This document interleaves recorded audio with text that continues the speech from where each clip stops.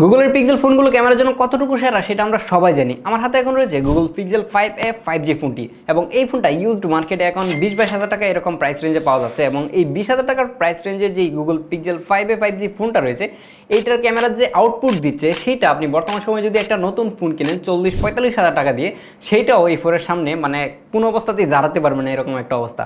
তো এই ফোনটা যখন বাংলাদেশ মার্কেটে লঞ্চ হয়েছিল তখন এটার প্রাইস ছিল মোটামুটি 50-55 এরকম প্রাইস রেঞ্জে কিন্তু নতুন পাওয়া যেত, বাট এটা এখন নতুন আর পাওয়া যায় না, বাট এটা ইউজড মার্কেটে 20-22 হাজার টাকা পাওয়া যায়। তো আজকের ভিডিওতে আমরা দেখবো যে এই ফোনের ক্যামেরার কোয়ালিটি কীরকম এবং এই ফোনের যে পারফরমেন্স রয়েছে সেই পারফরমেন্সটা আসলে কতটুকু ভালো হয়। আপনি যদি একটা পারফরমেন্স সেন্ট্রিক ফোন খুঁজতে চান তাহলে প্লিজ এই ভিডিওটা আপনি স্কিপ করতে পারেন, আর যদি একটা 20,000-22 হাজার টাকার রেঞ্জে একটা বেস্ট ক্যামেরা ফোন কিনতে চান তাহলে এই ভিডিওটা শুধুমাত্র আপনার জন্য।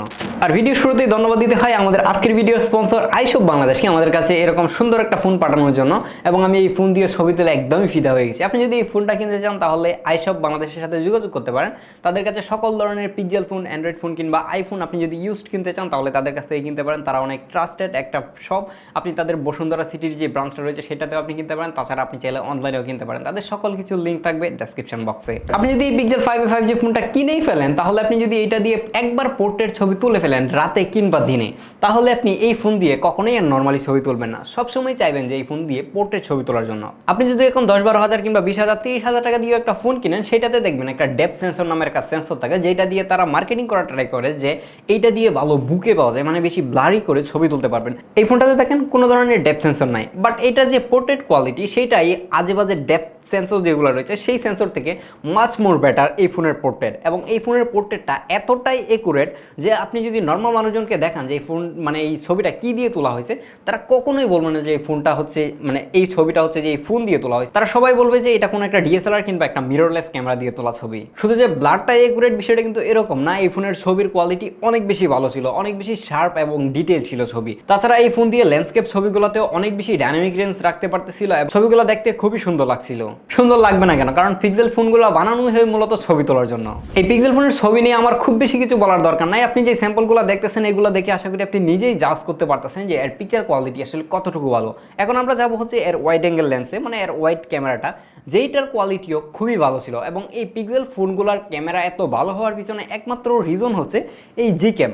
মানে আমরা অ্যান্ড্রয়েড ফোনের মধ্যে ফোন কিনে এখন আমরা যেটা খুঁজি যে এই ফোনে আসলে জি ক্যাম অ্যালাউ করে কিনা, জি ক্যাম কোথা থেকে ডাউনলোড করা যায়, কীভাবে ইনস্টল করা যায়, এগুলো নিয়ে আমরা কাটাকাটি শুরু করি।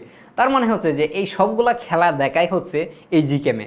এটাতে আপনি যে ক্যামেরার চিপসেটটা পাচ্ছেন, মানে ক্যামেরা সেন্সর কিংবা এই ফোনের যে চিপসেট, সেটা দিয়ে কিন্তু এত আহামরি ছবি তোলা যায় না, কিংবা সেম সেন্সর সেম প্রসেসর দিয়ে আপনি অন্য একটা ফোনে দেখবেন যে এত ভালো আউটপুট কিন্তু পায় না। বাট আমরা এই পিক্সেল ফোনগুলোতে কীভাবে আউটপুটটা পাই? ইয়েস, এটা হচ্ছে এই জি ক্যামের খেলা। তো আপনি এই ফোনের ওয়াইড অ্যাঙ্গেল থেকেও খুবই ভালো একটা আউটপুট পাবেন। আশা করি যে সবাইকে এই ওয়াইড অ্যাঙ্গেল এবং যে মেইন লেন্সটা রয়েছে প্রত্যেকটাই আপনাকে সন্তুষ্ট করবে। এর ব্যাক সাইডে যে মেইন লেন্সটা রয়েছে সেটা মাত্র 12 মেগাপিক্সেলের একটা ক্যামেরা যার অ্যাপারচার 1.7, আর এটা থাকা যে ওয়াইড অ্যাঙ্গেল লেন্সটা রয়েছে সেটা হচ্ছে 16 মেগাপিক্সেলের যার অ্যাপারচার 2.2, এবং এটা দিয়েও কিন্তু তুমুল লেভেলের ছবি আমরা দেখতে পাচ্ছি। আর সেলফিতে থাকছে একটা 8 মেগাপিক্সেলের ক্যামেরা যার অ্যাপারচার 2.0, এবং ব্যাক ক্যামেরার মতো ফ্রন্ট ক্যামেরার পারফরমেন্সও তুমুল লেভেলের ছিল, ছবি খুবই শার্প এবং ডিটেল ছিল।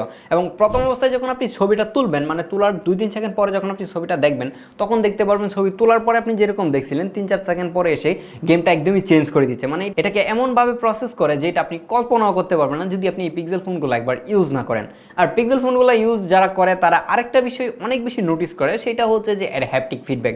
আপনি যতক্ষণ এই ফোনটা হাতে রাখবেন ততক্ষণ প্রত্যেকটা ট্রানজ্যাকশন কিংবা প্রত্যেকটা এলিমেন্টেই আপনি দেখতে পারবেন এর হ্যাপটিক ফিডব্যাক। কিন্তু এই হ্যাপটিক ফিডব্যাকটা ততক্ষণই কাজ করে যতক্ষণ আপনার হাতে থাকবে। যখন আপনি পকেটে রাখবেন তখন দেখবেন যে আপনি অনেক কলই আপনি মিস করে ফেলবেন যদি আপনি ভাইব্রেশন মোডে রাখেন। দেখা যায় যে পকেটে থাকলে খুব বেশি একটা মানে খোঁজ পাওয়া যায় না যে আপনার ফোন ভাইব্রেট করতেছে কিংবা কিছু একটা হচ্ছে বা কল আসতেছে, মেসেজ আসছে, নোটিফিকেশন আসছে। বাট যতক্ষণ আপনি হাতে রাখবেন ততক্ষণ আপনি ফিল করতে পারবেন যে এটার ভিতরে কিছু একটা নাড়া দিচ্ছে আপনার হাতে। এই ফোনের ছবির কোয়ালিটি যেরকম দুর্দান্ত ছিল কিন্তু ভিডিও কোয়ালিটিটা এতটাও দুর্দান্ত না, কিন্তু একদম খারাপ যে বিষয়টা এরকম না। তো চলুন এর কিছু ভিডিও ফুটেজ দেখে আসি, তাহলে আশা করি যে আপনি এর ব্যাক ক্যামেরার যে মেইন ক্যামেরাটা রয়েছে সেইটার ভিডিও কোয়ালিটি এবং ওয়াইড অ্যাঙ্গেল আর হচ্ছে ফ্রন্ট ক্যামেরার ভিডিও কোয়ালিটি সব কিছুই আপনি দেখতে পাবেন।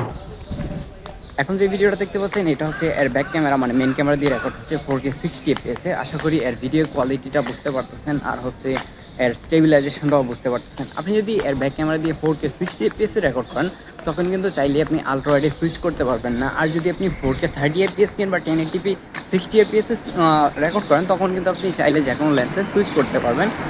আশা করি আপনি এর ভিডিও কোয়ালিটিটা বুঝতে পারতেছেন আর স্টেবিলাইজেশনটাও বুঝতে পারতেছেন। আমি নর্মালি হেঁটে যাচ্ছি, যদি আমি একটু দূরে হাঁটি তখন হয়তো এর স্টেবিলাইজেশনটা একটু খারাপ হয়ে যেতে পারে, তখন কিন্তু এটা শাটার ল্যাগ করবে কিংবা এটা স্মুথ হবে না, এরকম প্রবলেম হতে পারে। তাছাড়া কিন্তু এখন একটা স্টেবল ভিডিও পাবেন আপনি যদি নর্মালি হেঁটে চান। আর এখন যে ভিডিওটা দেখছেন এটা হচ্ছে এর আলট্রাওয়াইড দিয়ে রেকর্ড করা 4K 30 fps এর ভিডিও। আপনি যখন 4K 30 fps এ আলট্রাওয়াইডে সুইচ করবেন মেইন ক্যামেরা থেকে তখন দেখতে পারবেন যে মেইন ক্যামেরা থেকে আলট্রাওয়াইডের কোয়ালিটি অনেক বেশি ডাউন হচ্ছে, কারণ এইটার লেন্সটা খুব বেশি একটা সুবিধাজনক না, বা আমার কাছে ভিডিও কোয়ালিটিটা পার্সোনালি খুব একটা ভালো মনে হয় না, বা এটা দিয়ে ব্লগ করার মতো ইউজফুল মনে হয় না। তাছাড়া যখন আপনি মেইন ক্যামেরাতে যাবেন তখনও দেখতে পারবেন যে ওইটা দিয়েও কিন্তু খুব ভালোভাবে ব্লগিং করতে পারা যাইতেছে না হাতের মধ্যে রেখে। আপনি এটাতে যদি একটা সেলফি স্টিক ইউজ করেন তখন একটা ভালো রেজাল্ট হয়তো আপনি মেইন ক্যামেরা দিয়ে আনতে পারবেন। তাছাড়া হাতে রেখে ভিডিও করা যায় না যে বিষয়টা এরকম না, করতে গেলে দেখা যায় যে ভিডিওটা অনেক বেশি ক্রপ হয়ে যাচ্ছিলো মেইন লেন্স দিয়ে। আর হচ্ছে যখন আপনি আলট্রাওয়াইডে যাবেন তখন দেখতে পারবেন কোয়ালিটি অনেক ডাউন হয়ে যাবে, এবং লো লাইটে যদি চলে আসেন তখন কিন্তু অনেক বেশি নয়েজ এবং গ্রেন চলে আসবে, যেটা কিন্তু একটা ইউজফুল ফুটেজ হয় না। তো আশা করি যে আপনি দুইটা ক্যামেরার ফুটেজই আশা করি বুঝতে পারছেন, এবং ফ্রন্ট ক্যামেরাও আমার কাছে মোটামুটি চলনসই মনে হয়েছে। পিক্সেল যতটুকু ছবিতে ভালো ততটুকু কিন্তু ভিডিওতে কখনোই ভালো না, এবং এই পিক্সেল 5Gর বিষয়টা কিন্তু একদমই সিমিলার। ওকে, এখন যে ভিডিওটা রেকর্ড হচ্ছে এটা হচ্ছে এর ফ্রন্ট ক্যামেরা দিয়ে রেকর্ড করা, এবং ফ্রন্ট ক্যামেরা দিয়ে কিন্তু আপনি 4K-তে ভিডিও রেকর্ড করতে পারবেন না, এটা দিয়ে আপনাকে 1080p-তে ভিডিও রেকর্ড করতে হবে। আর হচ্ছে এইটার স্টেবিলাইজেশন বা এটার ডাইনামিক রেঞ্জ আশা করি বুঝতে পারতেছেন। আমার কাছে এর ফ্রন্ট ক্যামেরার ডাইনামিক রেঞ্জটা একটু ভালোই মনে হচ্ছে, কারণ হচ্ছে দেখেন যে আমার ব্যাক সাইডে কিন্তু এই জায়গাটা কিন্তু সূর্যটা রয়েছে, ঠিক ভালোভাবেই কিন্তু আমার ফেসটাকে ফুটিয়ে তুলতে পারতেছে। আই থিঙ্ক আপনারা এই ফোনের ভিডিও কোয়ালিটি থেকে নিঃসন্দেহে বুঝতে পারতেছেন যে এটার ভিডিও কোয়ালিটি কীরকম। আমার আর নতুন করে কিছু বলতে হবে না, ভিডিওতে আমি অলরেডি বলেই দিয়েছি। আমার কাছে পার্সোনালি যদি বলি তাহলে এই ফোনের যেই বাজেট রয়েছে সেই বাজেটে যেই ছবি আপনাকে দিবে এর পাশাপাশি যদি ভিডিও চিন্তা করেন তাহলে ওভারঅল মিলিয়ে ভালো একটা প্যাকেজ হতে যাচ্ছে পিক্সেল 5a 5G। এই ফোনের ক্যামেরাটা কীরকম আশা করি সবাই দেখেছেন। তো এই ফোনের পারফরমেন্সের কী অবস্থা? এই ফোনের পারফরমেন্স একদম তুমুল লেভেলের যে বিষয়টা সেরকম না। এই ফোনটাতে থাকছে স্ন্যাপড্রাগন 765G 7nm একটা চিপ, যেটা ডিসেন্ট পারফরমেন্স আপনাকে দিবে। একটা ফোন ইউজ করার জন্য আপনাকে যতটুকু পারফরমেন্স দরকার আপনি ল্যাগ ফ্রি একদম স্মুথভাবে চালাতে পারবেন, এরকম পারফরমেন্স কিন্তু আপনি এটা থেকে পাবেন। যেহেতু এটাতে একটা স্টক অ্যান্ড্রয়েড ইউজ করা হয়েছে, ইউআই এর মধ্যে কোনো ধরনের ল্যাগ বাগ এই ধরনের কোনো প্রবলেম আপনি খুঁজেই পাবেন না। এটা যখন ফোনটা লঞ্চ হয়েছিল তখন অ্যান্ড্রয়েড 11-এ লঞ্চ হয়েছে, বাট এটার আপডেট এখন চলে আসছে অ্যান্ড্রয়েড 14-এ। এটাকে আমি যখন রিভিউ ইউনিটটা আনি তখনই আমি অ্যান্ড্রয়েড 14-এ এটাকে আপডেট দিয়ে দিছি। এখন বেটা ভার্সনে আছে, বেটাতে কিছু টুকটাক বাগ পাচ্ছি, বাট এটা খুব বেশি নোটিস করার মতো না। এটা যখন স্টেবল ভার্সন চলে আসবে তখন কিন্তু আপনি এটাতে অনায়াসেই সব কিছুই করতে পারবেন। এখনও করা যাচ্ছে, বাট টুকটাক কিছু প্রবলেম রয়েছে যেগুলো আপনি হয়তো বা টেক গাই না হলে আপনি এটা নোটিস করতেই পারবেন না, এরকম একটা অবস্থা। তাছাড়া ওভারঅল এই ফোনের পারফরমেন্স খুবই ভালো ছিল। আপনারা যদি গেমিং করতে চান তাহলে টুকটাক গেমিং করতে পারবেন, টুকটাক না একটু ভালোভাবেই গেমিং করতে পারবেন, একদম হেভি গেমিং করতে পারবেন যে বিষয়টা এরকম না। তাছাড়া যদি আপনি গেমিং করতে চান তাহলে এই যে আমাদের কিছুদিন আগে লঞ্চ করা সোনি Xperia 5 Mark II এই ফোনটা তো আপনাদের জন্য রয়েছে যারা একদম হেভি গেমার রয়েছেন। এই দুইটা ফোনের একটা ক্যামেরা কম্প্যারিজন ভিডিও আসতে যাচ্ছে খুব শীঘ্রই আমাদের চ্যানেলে। যদিও আমি একজন গেমার না, বাট ফোন রিভিউ করার স্বার্থে হলেও আমাকে কিছু গেম খেলতেই হয়। এই ফোনটাতে আমি পাবজি, কল অফ ডিউটি এ ধরনের কিছু গেম খেলেছি এবং খুব ভালোভাবেই চলতেছিল। আশা করি যারা টুকটাক গেমিং করেন বা মাঝে মধ্যে গেমিং করেন তাদেরকে এই ফোনটা ভালোভাবেই সাপোর্ট দিবে। আর তারপরে যে বিষয়টা আসে সেটা হচ্ছে এই ফোনের ব্যাটারি লাইফ কীরকম। আপনারা যারা রেগুলার ইউজার রয়েছেন তাদেরকে অনায়াসে একদিন পার করে দিতে পারে এই পিক্সেল 5a 5G এই ফোনটা, বাট যারা একদম হেভি ইউজার তাদেরকে হয়তো বা বিকেলের দিকে গিয়ে এই ফোনটাকে চার্জ দেওয়া লাগতে পারে। বাট একটা বিষয় আপনি মাথায় রাখবেন, এটাতে কিন্তু মাত্র 18 ওয়াটের চার্জিং সাপোর্ট করে, আপনি এর থেকে বেশি স্পিডে পাবেন না, যেটা আপনাকে অনেক বেশি প্যারা দেবে। কারণ চার্জিং টাইমটা মোটামুটি হিউজ পরিমাণের, একদম বিরক্ত করে দিবে আপনাকে চার্জ হতে। যদিও কিনা একটু বেশি সময় নিয়ে চার্জ নেই, বাট ব্যাটারি ব্যাকআপটা কিন্তু অনেক ভালো ছিল। এবং এই জায়গায় আরেকটা কথা বলে রাখা ভালো যে আপনি পিক্সেল 5a 5G আরেকটা ফোন কিনলে যে আপনি এইটার মতোই ব্যাটারি ব্যাকআপ পাবেন বিষয়টা একদমই এরকম না। যেহেতু একটা ইউজড ফোন কিনবেন, ফোনের কন্ডিশন, ফোনের ব্যাটারি লাইফ, ফোন আরেকজন কীভাবে ইউজ করছে সেই সব অনেক কিছু ডিপেন্ড করে, যেটার উপরে আপনার ব্যাটারি লাইফটা কিন্তু ডিপেন্ড করবে। আপনার অন্য একটা ইউনিট কিনলে হয়তো বা এটাতে ব্যাটারি ব্যাকআপ কমও থাকতে পারে, কিংবা আমার হাতে থাকা ইউনিটটা থেকেও আরও অনেক বেশি থাকতে পারে। ফোনের ডিসপ্লে নিয়ে কথা বললে কেমন জানি বুকের বাপাশে একটু এখন কেঁপে ওঠে, কারণ ডিসপ্লেতে যে পরিমাণের প্রবলেম শুরু হয়েছে ফোনের, প্রত্যেকটা ফোনের মধ্যেই ডিসপ্লের প্রবলেম। এবং পিক্সেল A 5G এই জায়গায় অনেক বেশি সেফ, অনেক বেশি সেফ। পিক্সেল 6 এর কথা যদি বলেন কিংবা পিক্সেল 7, 7 প্রো এই ফোনগুলোতেও ডিসপ্লের প্রবলেম ছিল, বাট পিক্সেল 5 এ 5G মানে এর আগের যে ফোনটা ছিল, মানে এটাই লাস্ট একদম, এরপরে যে ফোনগুলো আসতেছিল সবগুলোতেই প্রবলেম টুকটাক হচ্ছিল। বাট এই পিক্সেল 5 এ 5G যে ফোনটা রয়েছে সেটাতে কোনো ধরনের ডিসপ্লের ইস্যু নাই। আপনারা হয়তো অনলাইনে ভিডিও কিংবা পিক্সেলের যে গ্রুপগুলো রয়েছে সেগুলোতে অ্যাড হলে বুঝতে পারবেন, green line, pink line, white line, display white হয়ে যাওয়া, এই ধরনের কোনো প্রবলেম কিন্তু পিক্সেল 5 এ যে ফোনটা রয়েছে সেটাতেও নাই, এবং এ 5G যে ফোনটা রয়েছে এটাতেও নাই। সরি, আমি একটু প্যাস লাগাই দিচ্ছি, পিক্সেল 5 এও নাই, পিক্সেল 5 এতেও নাই। আপনি এই ফোনটাতে ডিসপ্লে হিসেবে পাবেন 6.34 ইঞ্চির একটা OLED HDR ডিসপ্লে, যেটা ডিসপ্লের কোয়ালিটি একদমই টপ নচ ছিল। আশা করি যে সবাইকেই এই ডিসপ্লের কোয়ালিটি সন্তুষ্ট করবে এবং আপনি লং টাইম এই ডিসপ্লেতে তাকিয়ে থাকলেও আপনার কোনো ধরনের প্রবলেম হবে না।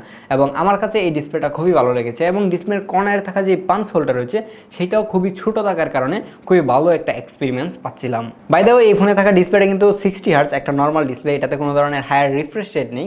হায়ার রিফ্রেশ রেট না থাকার ফলেও আপনি ফিল করতে পারবেন না যে এটাতে একটা 60 হার্টজ প্যানেল, কারণ এটা এতটাই স্মুথ ছিল। যেহেতু এই ফোনটাতে একটা OLED ডিসপ্লে, যার জন্য এটাতে কিন্তু আপনি অলওয়েজ অন ডিসপ্লে যে ফিচারটা রয়েছে সেটা পেয়ে যাবেন, এই যে দেখাই যাচ্ছে। এবং এটাতে অ্যান্ড্রয়েড 14 এর আপডেট দেওয়ার পরে আমি যে অলওয়েজ অন যে ডিসপ্লের যে আইকনগুলো মানে ওয়াচ থিমগুলো সেইগুলোর প্রেমে একদমই পড়ে গেছি। কারণ হচ্ছে এটাতে থাকা যে সুন্দর সুন্দর ওয়ালপেপার কিংবা সুন্দর সুন্দর টেক্সট অ্যানিমেশন, সরি, এটাতে থাকা যেই মানে টাইমের যেই ফন্টগুলো মানে নাম্বারগুলো, সেই নাম্বারগুলো একদমই কিউট, মানে অনেক বেশি কিউট। আপনি যদি দেখেন এটাকে আমি যদি ডিম করে দিই তাহলে জাস্ট এই জায়গা থেকে ডিম হয়ে যাচ্ছে, এবং ক্লিক করলে আবার ওইটা খুবই সুন্দরভাবে আসতেছে, যা দেখে আশা করি যে সবারই ভালো লাগবে। এবং আমার কাছে পার্সোনালি এই ধরনের থিমগুলো খুবই ভালো লাগতেছিল অ্যান্ড্রয়েড 14 এর। আশা করি আপনি যদি একটা পিক্সেল 5 এ 5G ফোন কিনতে চান তাহলে এই ভিডিওটা অনেক বেশি হেল্প হবে। আমি একদমই ন্যাচারালভাবে ভিডিও বানানোর ট্রাই করছি, আমি আমার ইউজার এক্সপিরিয়েন্সটাই আপনাদেরকে ডিরেক্ট শেয়ার করেছি, আমি যে প্রবলেমগুলো খুঁজে পেয়েছি। এবং এই ফোনটাতে সত্যি বলতে কোনো ধরনের প্রবলেম খুঁজে পাই নাই বললেই চলে। এই ফোনটা এতটাই পারফেক্ট একটা ফোন, একদম সবাইকে সন্তুষ্ট করবে এরকম একটা ফোন। এই ফোনের কন্ডিশনের কথা যদি বলি, আমার হাতে যে ফোনটা রয়েছে সেটাতে কোনো ধরনের স্ক্র্যাচ, ডেন্ট এই ধরনের কোনো কিছুই নেই, একদমই ফ্রেশ একটা ফোন। এবং এই ফোনটা খোলা হয়েছে এই ধরনের কোনো চান্স নাই বললেই চলে, একদম নিউ কন্ডিশনের একটা ফোন। তো আপনি যে একটা ফোন কিনলে, একটা ইউজড ফোন কিনলে আপনি একদম এরকম ফ্রেশ কন্ডিশন পাবেন বিষয়টা এরকম না। আপনার ফোনটা হয়তো বা খোলা থাকতে পারে, রিপেয়ার থাকতে পারে, ডিসপ্লে চেঞ্জ থাকতে পারে, ব্যাটারি চেঞ্জ থাকতে পারে, নানান প্রবলেম থাকতে পারে। যার জন্য একটা ট্রাস্টেড শপ থেকে কিনবেন, আর যার কাছ থেকে কিনেন না কারণ ইউজড ফোন আপনি খুব ভালোভাবে দেখে কিনবেন, এবং আপনার ফোনের বক্স আছে কিনা, চার্জার আছে কিনা এগুলো দেখে কিনবেন, যদি মোস্টলি আপনি কোনো ইউজারের কাছ থেকে কিনতে চান। তাছাড়া যদি কোনো শপ থেকে কিনেন তাহলে তো আপনি বক্স কিংবা চার্জার এগুলো না পাওয়ার চান্স অনেক বেশি এই ফোনগুলোর ক্ষেত্রে। তো আপনি তখন একটা মেমো অবভিয়াসলি রাখবেন যাতে করে আপনি কোনো ধরনের প্রবলেমে না পড়েন। অবভিয়াসলি সবসময় ইউজড ফোন কেনার ক্ষেত্রে আপনি অনেক অনেক বেশি সতর্ক থাকবেন। এবং দেখা হচ্ছে পরবর্তী ভিডিওতে, সে পর্যন্ত ভালো থাকুন, সুস্থ থাকুন, আল্লাহ হাফেজ।